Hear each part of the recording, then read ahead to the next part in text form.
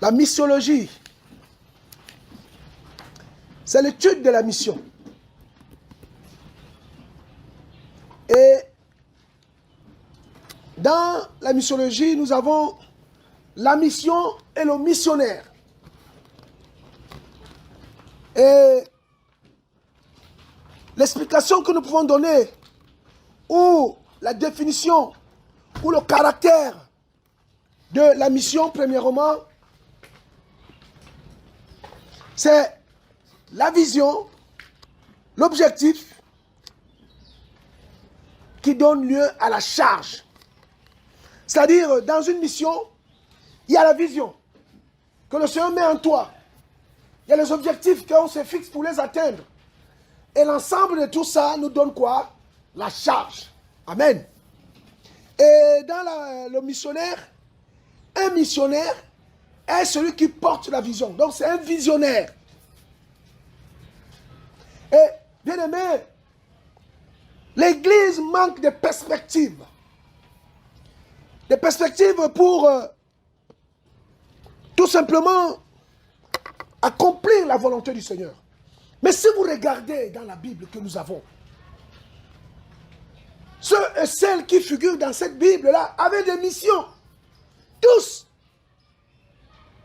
Il y avait ceux qui échouaient et ceux qui réussissaient.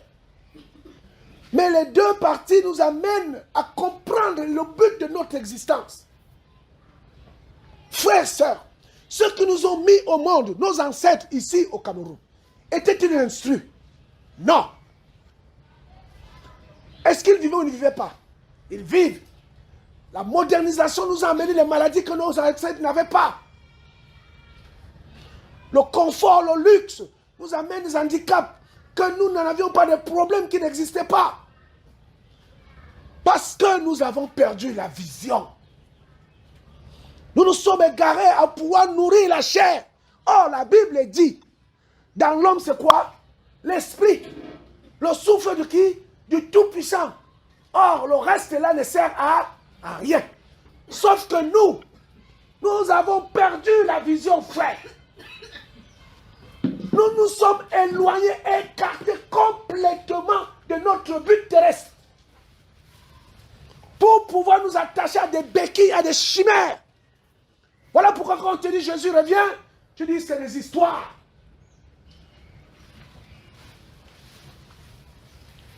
La missiologie, c'est comprendre quelle est ma mission en tant que missionnaire. Envoyé, commissionné, mandaté, délégué, formé pour ça. Et des hommes s'en vont dans... Mais il y a une collègue qui montre. Les hommes s'en vont dans des égarements. On les voit dans des assemblées comme des moutons de parnus qu'on égorge. On les dépouille, on les détruit. Ils croient servir le Seigneur alors qu'ils ne le servent même pas. Et on pavane partout, on dit on est chrétien. Chrétien de qui, de quoi? Le Seigneur ne te connaît pas. Parce qu'un missionnaire, celui qui a eu la mission, il se réfère à celui qui l'a envoyé. Il ne se réfère pas à un prophète. Il ne se réfère pas à un pasteur parce que j'ai reçu une prophétie dont ça vient du Seigneur. Faux. Il va au pied de la croix pour demander, Seigneur, est-ce que cette parole que j'ai reçue vient de toi ou pas? Voilà pourquoi notre vie chrétienne est médiocre. On ne connaît pas la puissance du Saint-Esprit, frère. La puissance de l'onction que le Paul avait. Elle a perdu son existence, son sens dans l'église du Seigneur. Il n'y a plus rien. On est obligé d'aller voir les guérisseurs pour qu'on nous donne les bagues pour chasser un petit démon. Alors que celui qui a écrit la parole, à laquelle tu, soi-disant, tu crois, te dit vous marchez sur les épaules, tu es puissant de divinité. Mais tu ne vis pas ça. Mais quand tu vois un cancre dans la maison, tu vas trembler comme une feuille. Où est l'espérance que tu as en toi? Frère, il faut qu'on parle et qu'on remet l'âge à sa place. Il faut que l'âge du Seigneur soit remise à sa place. Et là, vous verrez, frère, dans cette nation, qu'il y a des hommes qui sont en train d'être loin, que vous négligez, vous méprisez, mais qui, dans l'avenir, on va dire qu'ils ont touché à la magie. Parce qu'ils ont compris le sens de leur existence. Et qu'ils font confiance à celui qui les a envoyés. Les hommes qui ne s'attendront pas à ce qu'ils vont manger demain ou après-demain. Ils s'attendront à celui qui les a envoyés. Et ils feront la volonté de celui qui les a mandatés. Alléluia. Quel est le but de ton existence? C'est de construire les maisons. La Bible dit que le ciel et la terre sera roulé comme un livre. Tu le sais. Mais l'œuvre du Seigneur souffre, tu ne fais rien. Les orphelins, les prisonniers, les malades, ton argent, tu le gardes en banque pour construire une maison en étage. Cette maison est vouée à la destruction, tu le sais. Tu es incapable de venir en aide à ton frère ou à ta soeur. Tu es là, tu écoutes.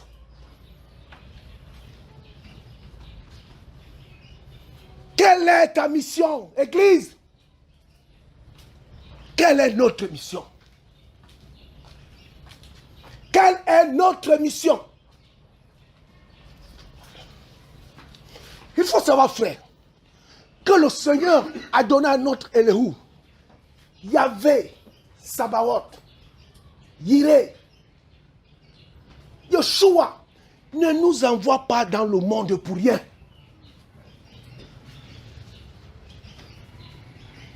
Il ne nous envoie pas dans le monde pour rien. Prenons Jérémie chapitre 1.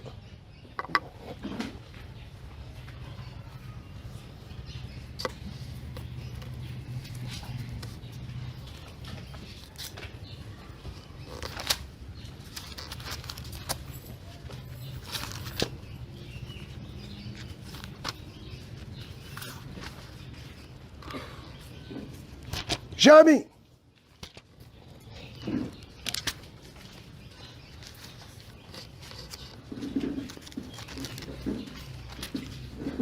Chapitre 1.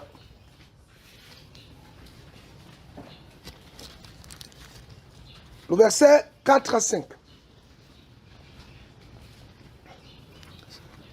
La parole de Yahweh me fut adressée en ce mot. Avant que j'étais formé dans le ventre de ta mère, je te connaissais. Et avant que tu ne sois sorti de son sein, je t'avais consacré. Je t'avais établi prophète des nations. Amen. Frère, le mot est lâché. On parle de la consécration. Or, si nous prenons le mot consacré, nous voyons que derrière, on va dire dédié, on va dire fait pour, on va dire que né pour.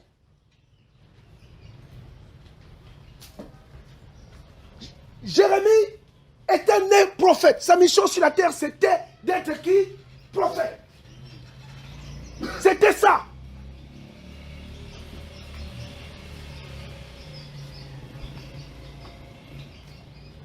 Il était né prophète.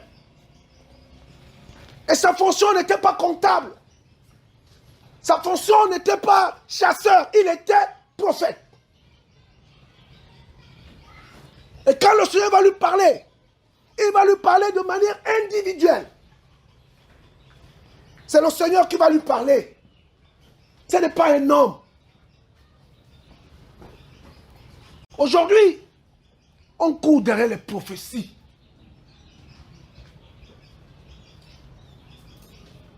Pour entendre si on a une parole qui vient du Seigneur. Parce que ouvrir ta propre Bible toi-même, prendre 31 heures du temps par jour, c'est tellement beaucoup. Quand tu vas sur Internet pour faire les courses. J'aime bien Mathieu Lotunassi, il parlait bien. J'aime bien Gédéon. J'aime bien Guy Vincent Kodja. Joël Tatou. Comment on appelle celui-là? Mais, où est ta relation? Jérémie n'avait pas besoin d'aller voir un autre. Le Seigneur lui-même lui a dit quoi? Je t'ai établi, consacré. Depuis le ventre de ta maman, quoi? Prophète. Alors, une personne, une telle relation, est-ce qu'il va courir derrière les hommes? Il ne courra pas. Il ne va pas courir. Il n'aura pas la soif de chercher une quelconque parole qui sort du trône. Viens déposer ton offrande ici. Viens déposer ton offrande ici. Je te libère une parole. Je te libère une parole. Libérer quelle parole? Des chimères.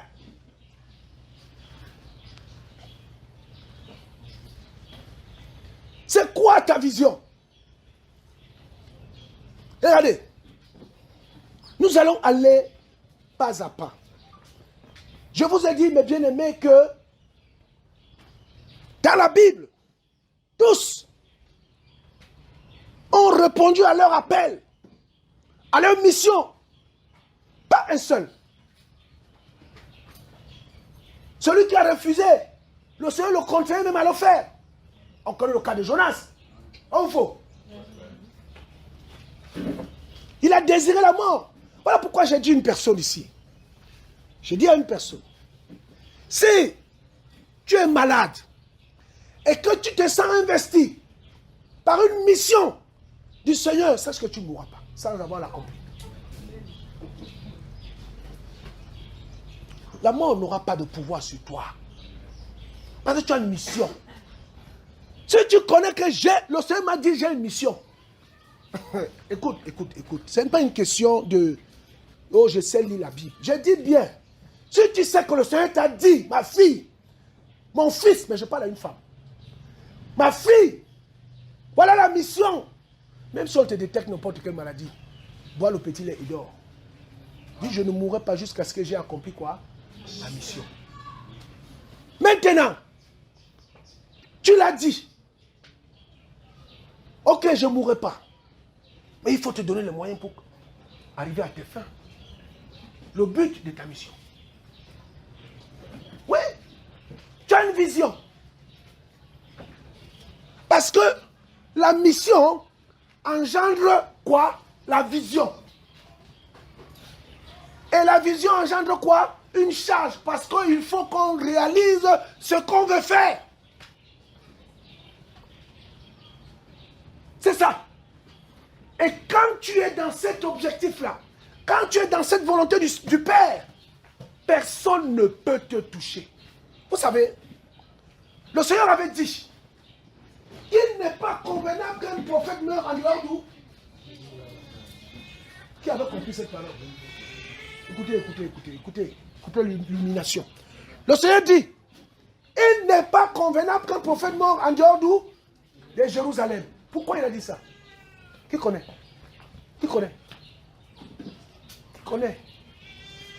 Pourquoi le Seigneur a dit il n'est pas convenable qu'il meure en Samarie, qu'il meure en Judée, qu'il meure à Dan, à Nephtali? Pourquoi il a dit il faut qu'il meure où? À Jérusalem. C'est la vie du grand roi. On le sait. Amen. Mais l'histoire, lorsqu'il va arriver à Israël, il a dit quoi? Jérusalem. Vous qui faites quoi? Vous faites quoi? Vous tuez les prophètes. Les prophètes mourraient à Jérusalem. Parce qu'ils étaient dans le cadre de leur exercice. Alléluia. Ils étaient dans le cadre de leur fonction. Et il était normal et logique qu'ils meurent à Jérusalem. Toi, un enfant de Dieu, un enfant de Elohim, tu dis tu crains le Seigneur. Maintenant, je commence à expliquer. Tu dis tu crains le Seigneur. Mais on te trouve dans le vol, le détournement. On te trouve là-bas. Tu te retrouves en prison. Et en prison là-bas, tu meurs de maladie. Tu meurs à Jérusalem? Non.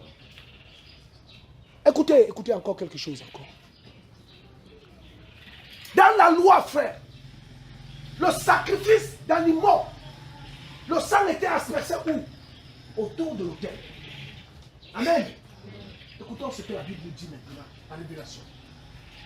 Ta vie est consacrée. Le sang était versé où? Oh, le sang c'est la vie, vrai ou faux? Donc ta vie doit tourner autour de l'autel. L'autel c'est quoi? La croix. Acclamez le Seigneur.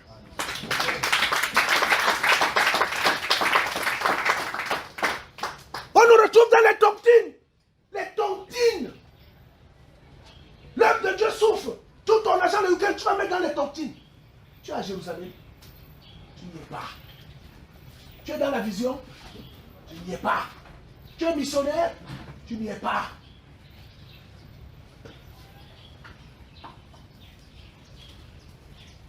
Alléluia. Amen. Vous voulez que je continue, je m'arrête. Moi, je m'arrête. Hein. D'abord, je suis fatigué avec mes frères. On a très mal dormi cette nuit.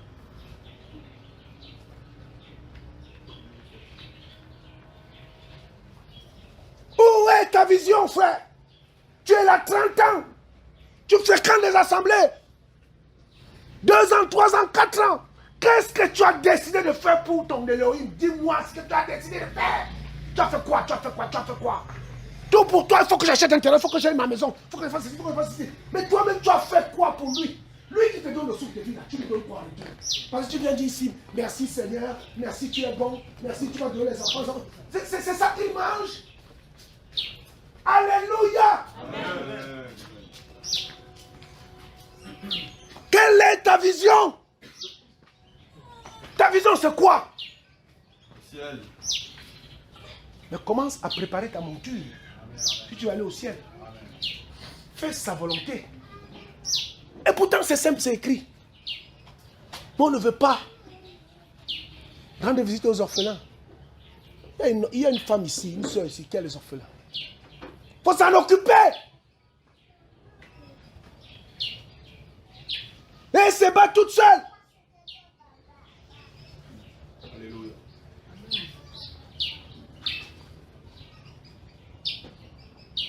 La vision c'est quoi? C'est faire la volonté du Seigneur. Oh frère, tu me diras, j'ai pas eu de songe. J'ai pas eu de vision. J'ai pas eu de prophétie. Mais je te pose la question, tu ne lis pas la parole. Et Dieu dit quoi? Visite les orphelins, non? Visite les veuves, non? Va rendre visite aux prisonniers, non? Aide ton frère qui est dans le besoin, non? Et c'est pas une vision, ça? C'est pas une vision? Amen, amen, amen.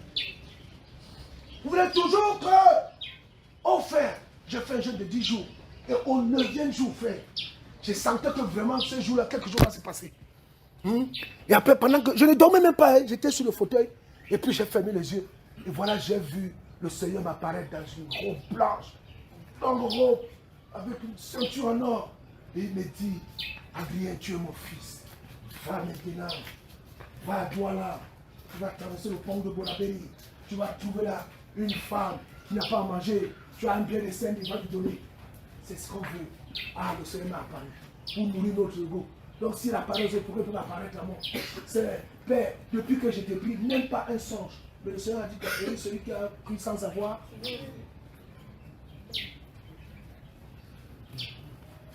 Vous êtes à la recherche des songes, des visions.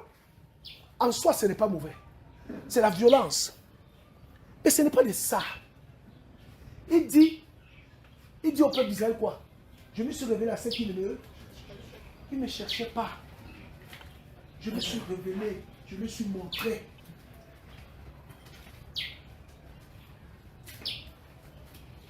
Tu as décidé que toi, ton porte-monnaie ne peut jamais rester 105 000. Ça dit que ton porte-monnaie là, si tu dis que tu es foiré, il y a un dernier bien de 5 000 dedans. Même si tu vois ton frère qui coupe ou ta soeur, tu as dit, mais 5 000 là, c'est pour moi, et rien que pour moi, ça c'est ma décision, ça. Ma soeur, vraiment, je vais aller rendre visite. On a un frère qui est en prison là, dans ma famille, je voulais rendre visite, mais je n'ai même pas de quoi lui acheter à manger, parce que tu dois me... Ah non frère, c'est vraiment, c'est très difficile. Je n'ai rien. Regardez frère. Il y a une histoire dans la Bible. C'est l'histoire d'Esther. Amen. Est-ce qu'on peut lire l'histoire d'Esther?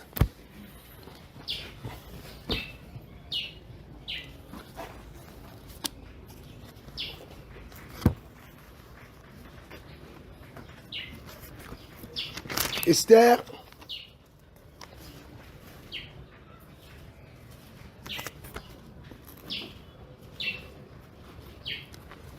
Et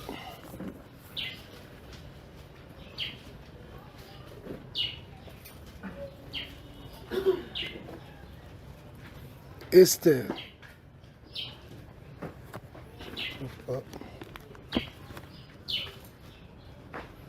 Qui a trouvé?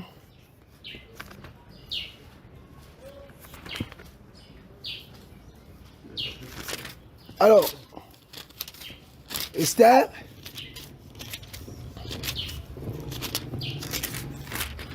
Nous connaissons.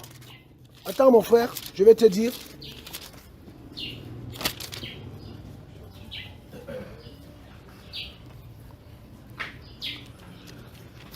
Je vais te dire, mon frère.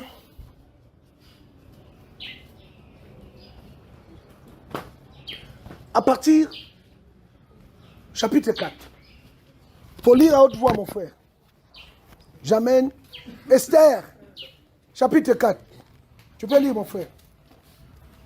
Or, quand Mardokhai eut appris tout ce qu'il avait été fait, il déchira ses vêtements et se couvrit d'un sac et de cendres.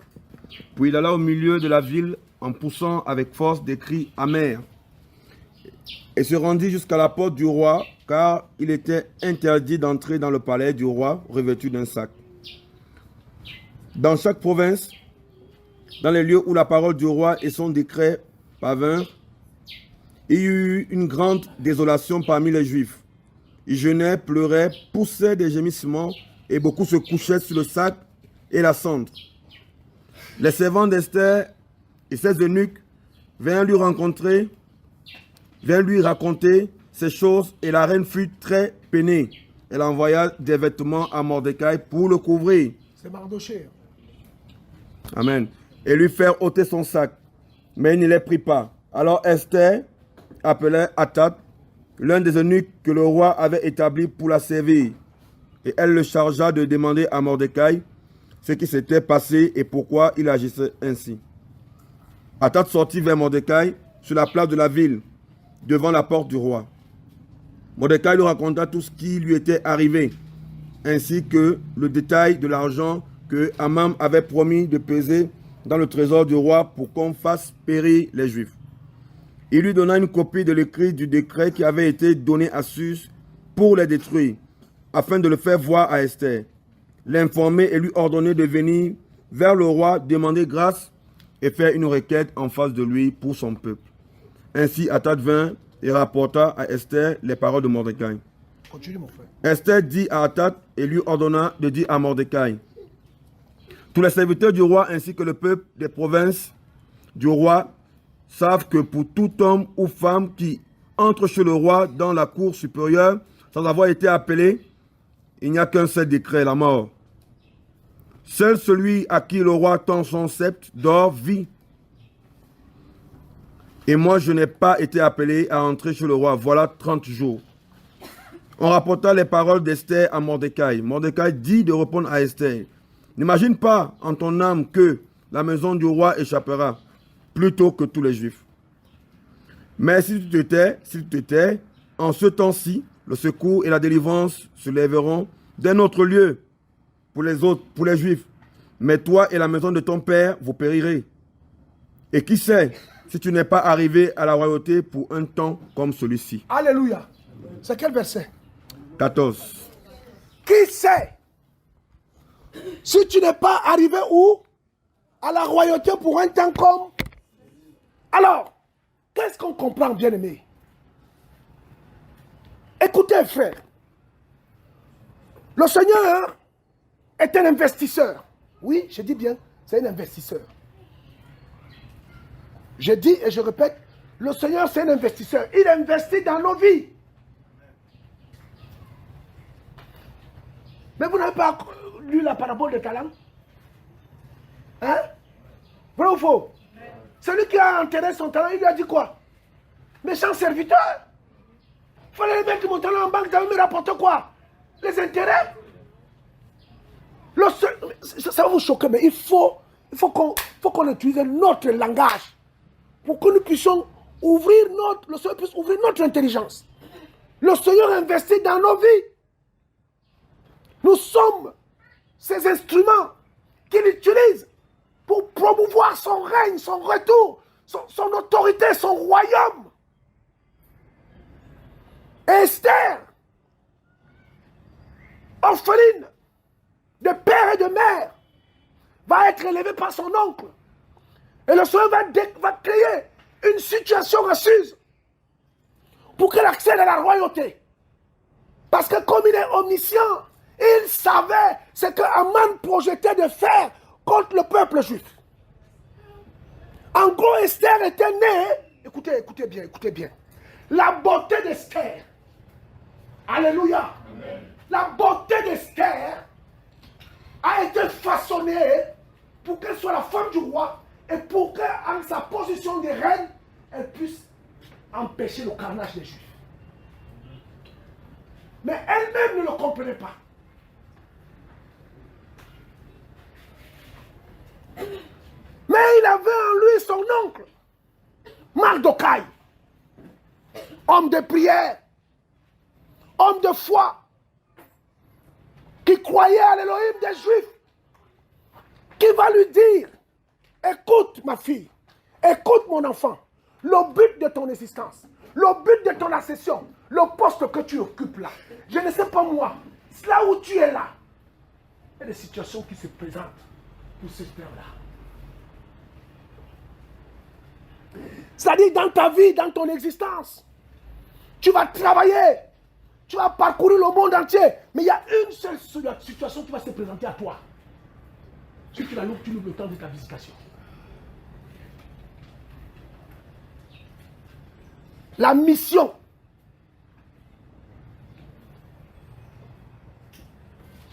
La mission. Et Mardokhai va dire à Esther, ne t'imagine pas que si tu refuses, tu vas demeurer reine. Parce que la maison de ton père sera quoi? Sera détruite. Et toi-même aussi, tu paieras par quoi? L'épée. Esther a compris que la mission, effectivement, je suis née pour cette heure. Elle est née, c'est très grave. Esther est née, demeurer reine pour une seule situation. Empêcher le carnage des Juifs. Parce que même son mari ne savait pas qu'elle est juive. Alléluia. C'est la parole ou c'est pas la parole? Non, dites-moi frère. Si je dis n'importe quoi, dis frère, là tu t'égares, reviens dans le droit chemin.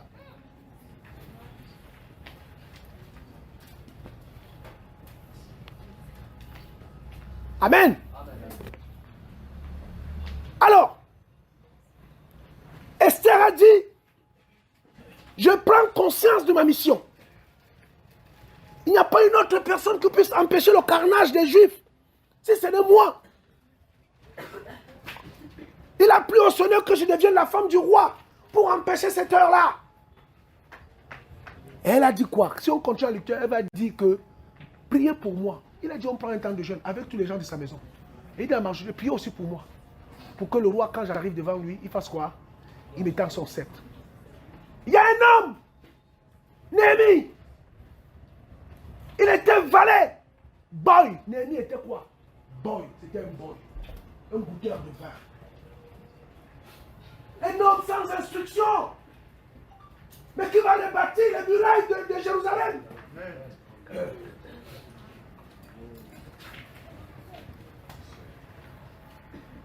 Que dis-je encore?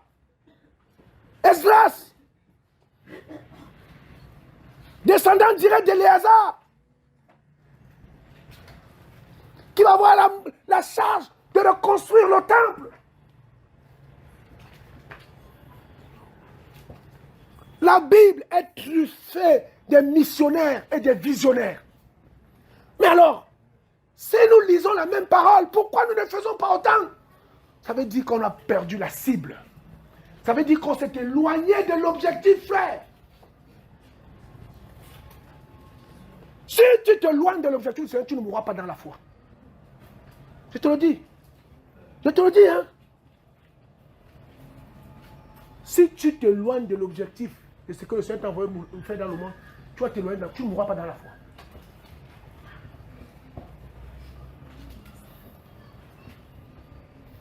Il n'est pas convenable qu'un prophète meure en dehors d'où? De Jérusalem. Alors si tu as accepté le sacrifice du Seigneur Yeshua Hamashiach à la croix, parce que dans le livre de Lévitique, la Bible déclare que le sang de l'aspersion des animaux était versé autour de quoi? De l'autel. Aaron prenait le sang dans son doigt et mettait sur les 4 cônes de quoi? De l'autel.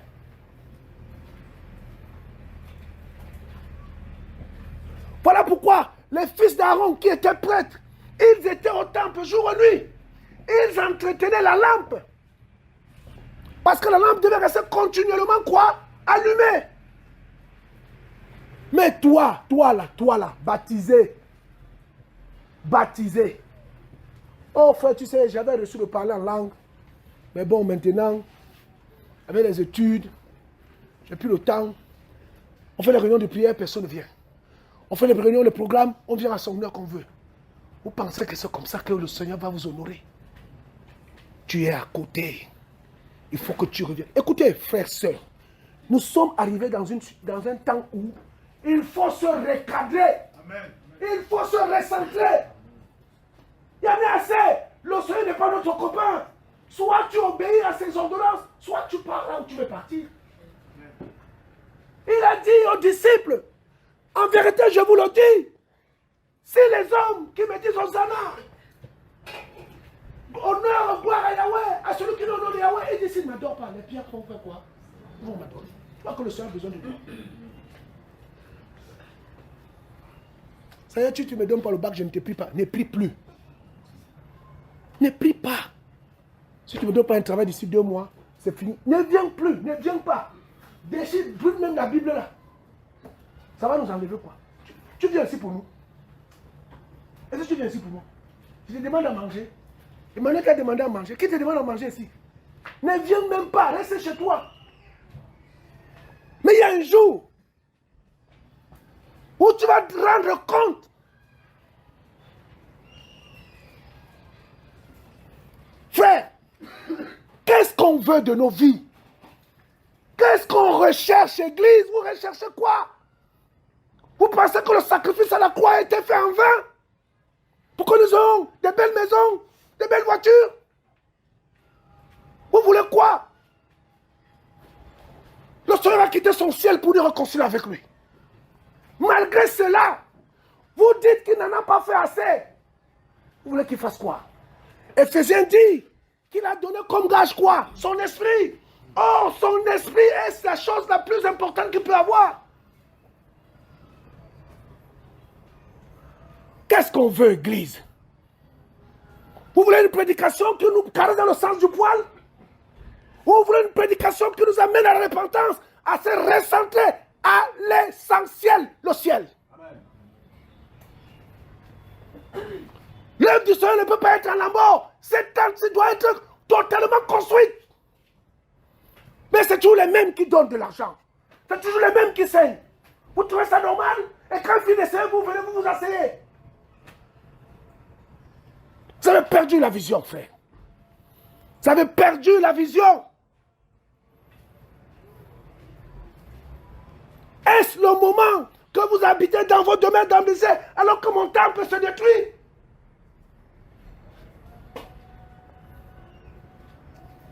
Alléluia. Frères, sœurs, l'heure est grave. L'église du Seigneur s'est détournée de sa vision. Et pourtant la même Bible. Nous avons chanté ici qu'il est le Très-Haut, le Tout-Puissant. Mais en réalité, si Jésus était le Tout-Puissant, ne devons-nous pas obéir à ses injonctions? Ne devons-nous pas trembler quand il nous parle? Que quand on ouvre la Bible, on voit qu'il nous dit quelque chose. Il dit, vous dites que je suis votre Père, dans le livre de Zacharie. Mais où est l'honneur que vous faites? Où est l'honneur que vous m'accordez? Où est le respect? En réalité, dans nos cœurs, je vais vous choquer, Jésus est devenu notre roue de secours. Si Jésus n'était pas notre roue de secours, ce qu'on voit là, on ne verra pas ça.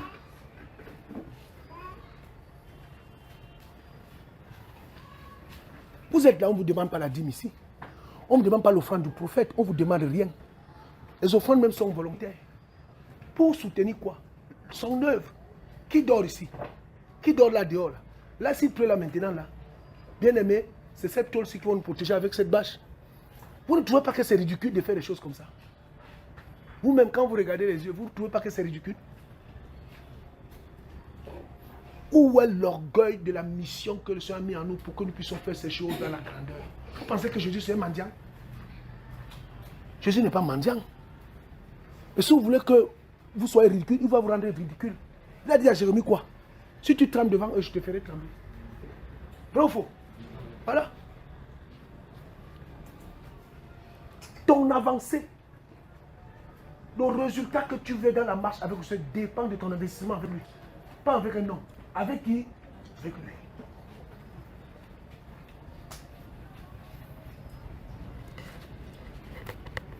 Qu'est-ce que vous voulez? Qu'est-ce qu'on veut?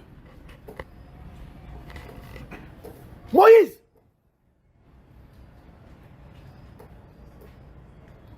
Fils d'un hébreu, lévite! Il va répondre.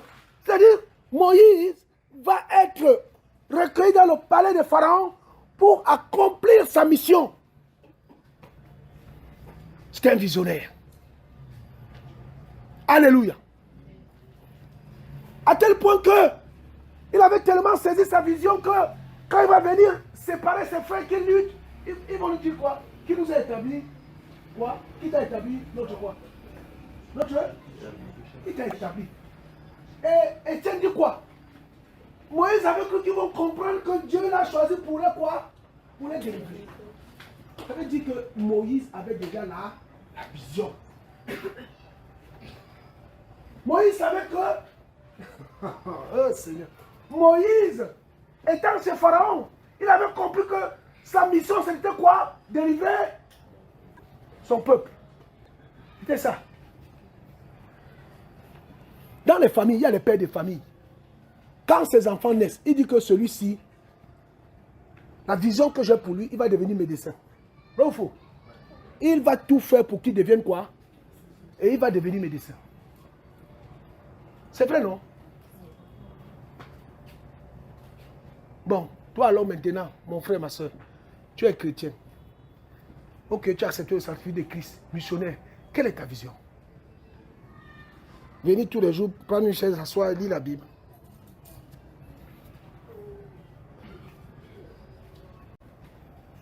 Amen. C'est compliqué, hein? Hein, mon frère Cédric? C'est très compliqué. Le Seigneur dit dans sa parole, la moisson est, mais il y a peu d'eau. Donc, alors, si la moisson est grande et qu'il y a peu d'eau, il y a un problème. Il y a un problème. Ça veut dire que ceux qui arpentent les mers, les ciels, qui remplissent les synagogues, n'ont pas saisi la vision, n'ont pas reconnu leur identité de missionnaire.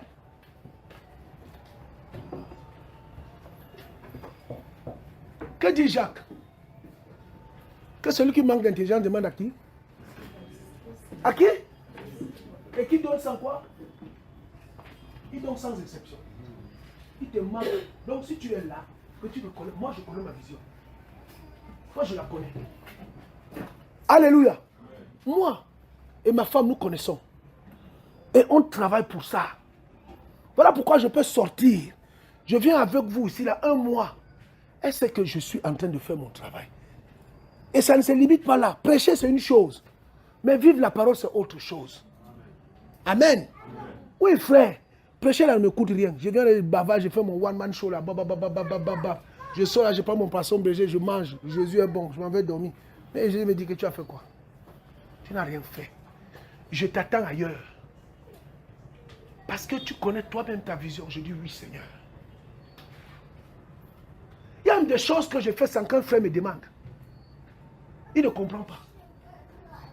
Amen. Mais pourquoi je le fais? Mais parce que je réponds à la vision.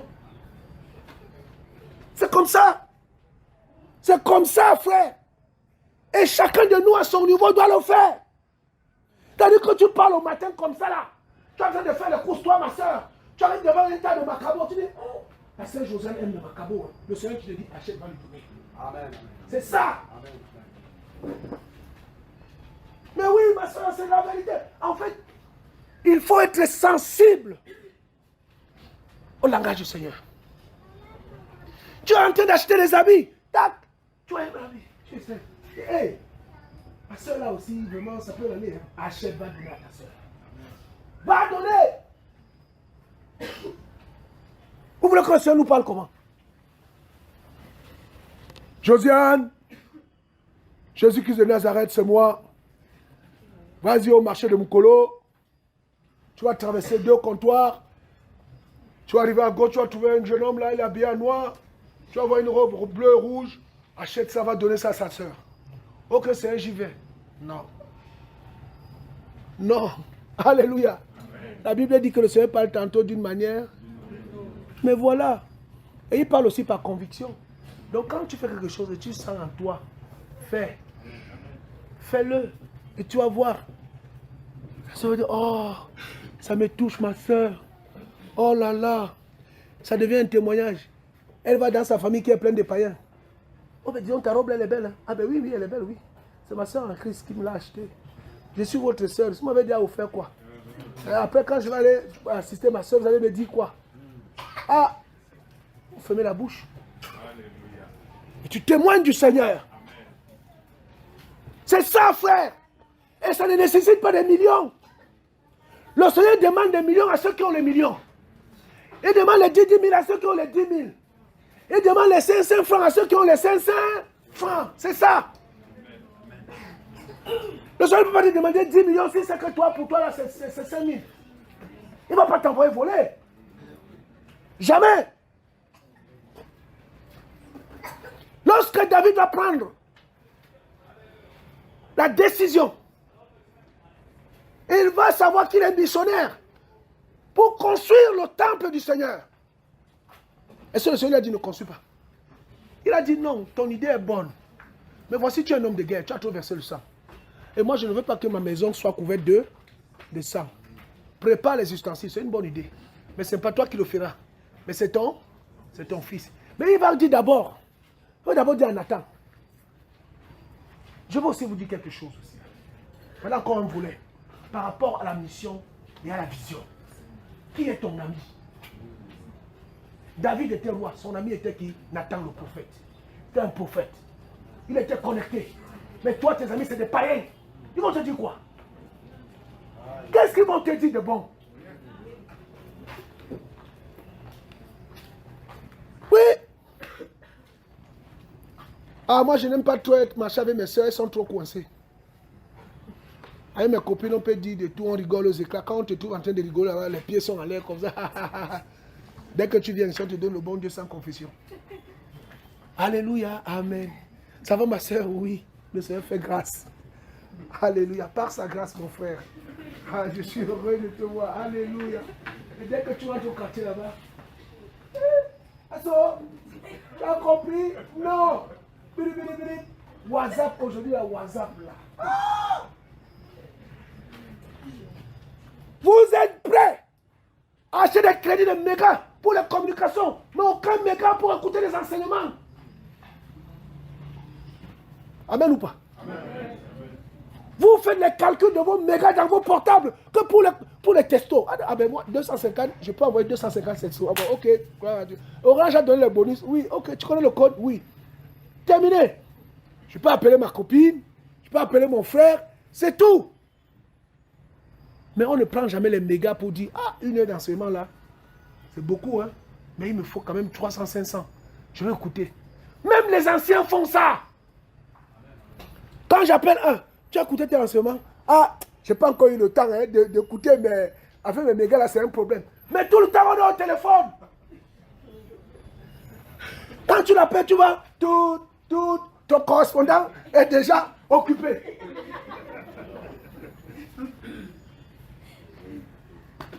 Alléluia. On perd la vision. On perd la vision. Celui qui a la vision d'enseigner ses frères, il a la charge de méditer, d'écouter l'enseignement pour s'instruire, afin qu'il puisse donner à manger à ses frères. Mais toi, tu es quel genre d'ancien? D'abord, les anciens, là, vous êtes des pasteurs. Nous, on n'est pas dans le système. La Bible dit qu'un ancien est pasteur. Et qu'est-ce que Paul dit? Paul dit qu'il doit être prompt à quoi? À l'enseignement. Il faut qu'il enseigne. Si toi, tu attends souvent le programme comme ça là, pour que tu puisses être enseigné pour donner aux autres, tu es à côté. Tu as ton voisin, tu as tapé à côté. Ce n'est pas suffisant. Un ancien qui suit la vision, il médite la parole quotidiennement. Même quand il travaille, il a les écouteurs Bluetooth. Il écoute la Bible. Il écoute un enseignement. Il est là. Il est connecté, frère. Ancien. Bonsoir, mon frère. Ah, mon frère, excuse-moi, j'ai une question. Oui. Mais la Pentecôte, là, ils étaient combien de jours à la chambre haute? Ah, si je n'ai pas la réponse, le Saint-Esprit va nous aider. Hein? Mes frères, vous êtes là. Est-ce que vous pouvez me solliciter? Vous pouvez m'aider là? Non, frère, quand même. C'est le B.A.B.A. Dis à ton frère B.A.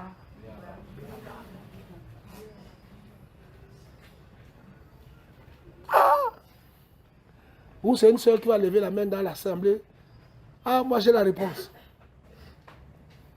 Ancien. Franchement. Alléluia. Tu es en train de perdre la vision.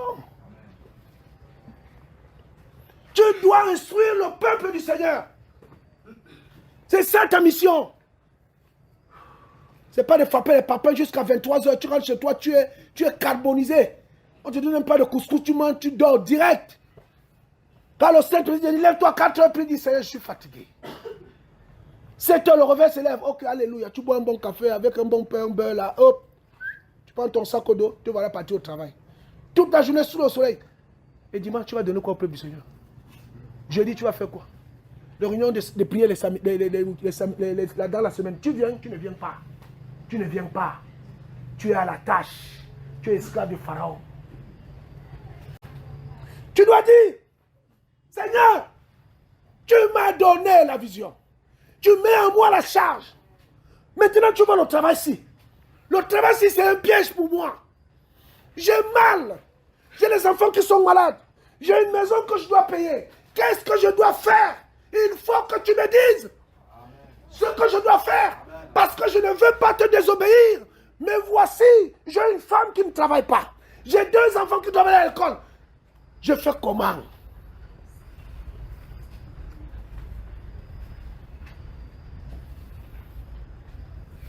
Invoque-moi au jour de ta détresse. Vous ne faites pas ça. Vous ne faites pas ça. Vous vous dites, ah, le boulot là, si je le lâche là, comment je vais faire? Ah, tu vois que c'est dur, hein? Déjà, la maison me prend 15 000, ou 20 000, ou 30 000. On me paie 50 000. Il va me rester 20 000. On ramène notre vie à un salaire de misère qu'un païen te donne. Tu ne peux pas aller devant le Seigneur et dire, Seigneur, tu m'as appelé. Tu m'as donné des songes où je suis en train d'enseigner ta parole. Mais le travail, je n'ai pas le temps de lire la Bible. Comment je vais faire? Mais je vais te donner quoi? Des colloquiens sauvages?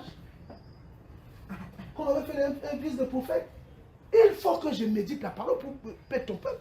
Amen, amen. Tu me montres en train d'évangéliser partout. Mais je suis coincé derrière le bureau. Comment je vais faire? Il faut que tu me donnes une solution. Pourquoi tu me dis une solution? Soit c'est toi qui ne m'as pas parlé. Trouve une solution. Un jour, frère. Dis à ton voisin un jour. À partir si je ne vais pas l'enregistrer. Je coupe d'abord.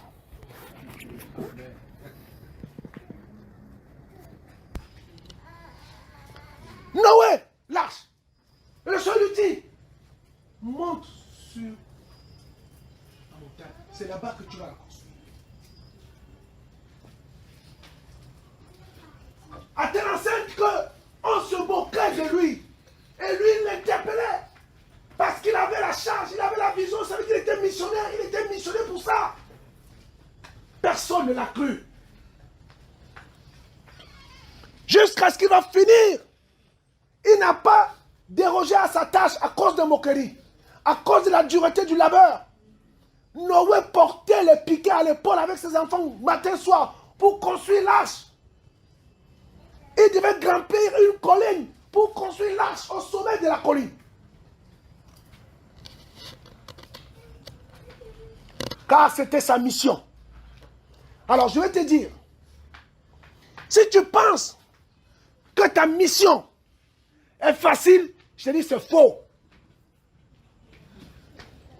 Vous pensez que Jésus, qui avait la mission de mourir à la croix, c'était facile? Et ça, c'était facile pour lui. Il a dit quoi? Père, s'il est possible, fais quoi? Éloigne-moi cette coupe de moi. Il était tellement angoissé. La Bible dit que sa sueur s'est transformée en grumeaux de sang. Pour accomplir sa mission. Parce qu'il était un visionnaire. Et il dit, je sais que c'est pour cette heure-ci que je suis venu. 33 ans de vie pour 6 heures de mission. À quoi? Alléluia. Voilà pourquoi, frère, nous devons nous inspirer de nos aînés et du Maître lui-même, qui est l'exemple par excellence, pour pouvoir tenir les engagements que nous avons vis-à-vis du Seigneur.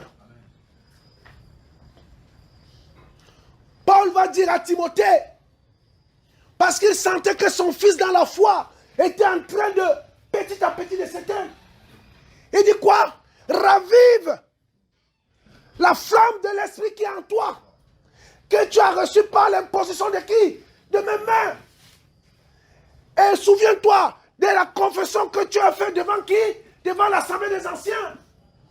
Et pour lui dire, souviens-toi de la belle confession que Jésus a fait devant qui? Devant Pilate. Pourquoi il a parlé de Pilate?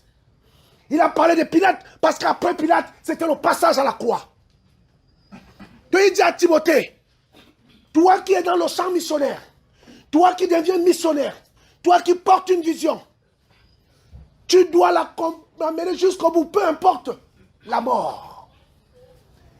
Et dans le livre de Galates, il dit, lorsqu'il m'a été annoncé, mandaté d'annoncer l'évangile, je n'ai fait quoi? Égard ni à la chair, ni au sang. La chair, c'est le confort, le sang, c'est la vie. La mort, le confort, c'est la chair. De la même manière, Abraham, le Seigneur lui dit, sors de ta patrie. Il dit, je n'ai fait ni cas de ma chair, ni cas de mon sang. Mais je montais où? En Arabie. L'Arabie, c'est le désert. Où il y a les scorpions, frère. Oh, jeunes gens, vous croyez que vous allez utiliser le Seigneur va utiliser comment? Comme ça? Le Seigneur ne vous utilisera pas comme ça. Il y a quelque chose qui vous manque. Je vous dis, continuez comme ça, vous ne ferez pas long feu. Parce qu'il vous faut la violence. Mais vous n'êtes pas violent. Vous êtes tiède. Il faut qu'on soit bouillant pour le Seigneur, frère. Bouillant.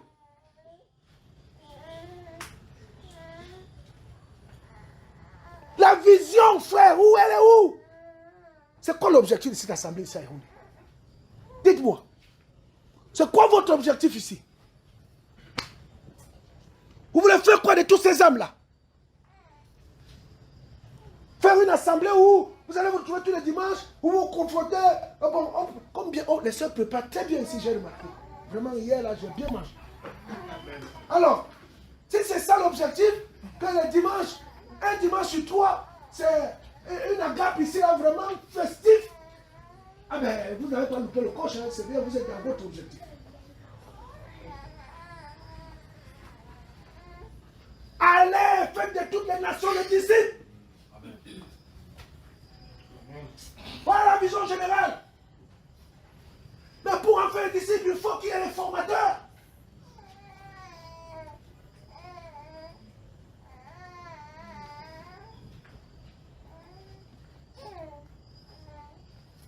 Médecin, avocat, huissier,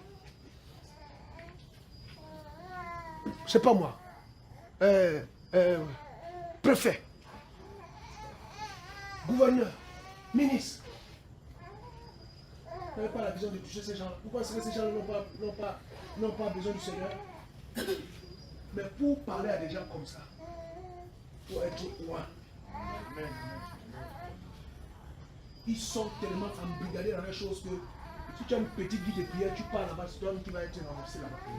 Tu viens si tu commences à ramasser les papiers. Ils ont accepté, ils ont fait leur choix. Maintenant, tant qu'ils vivent, il y a de l'espoir. Donc, on peut les prêcher l'évangile. On doit prier. Mais il y a un prix à payer. Alors, bien-aimé, ce soir, le Seigneur te pose la question. Quelle est ta vision? Si tu l'avais déjà, il te pose la question. Où est ta vision? Amen. Amen. La réponse, mes bien-aimés, vous l'avez. Allez-y auprès.